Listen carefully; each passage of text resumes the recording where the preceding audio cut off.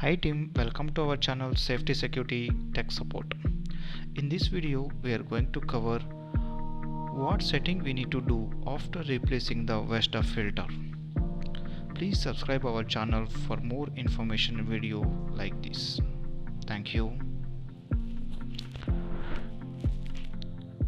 Okay, so first thing, after replacing the filter, first we need to go to device manager.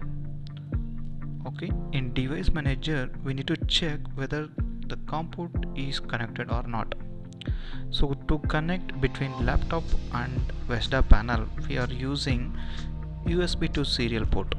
So if it's connected, it will show here. See here it's showing COM3 profile USB to serial COM port is COM3, so which means the device is connected. So once it's get connected, we are going to use the software Xtralis.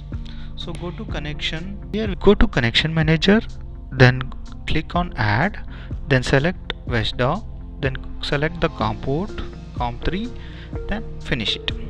Once you finish, we can able to see the Vesda connection whether it's connected or not. So you have to click open connection, then click OK, so that we can able to see the current Vesda condition.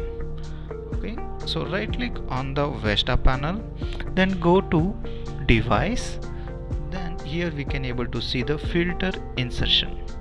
Okay, here we have to select new filter inserted, then click OK.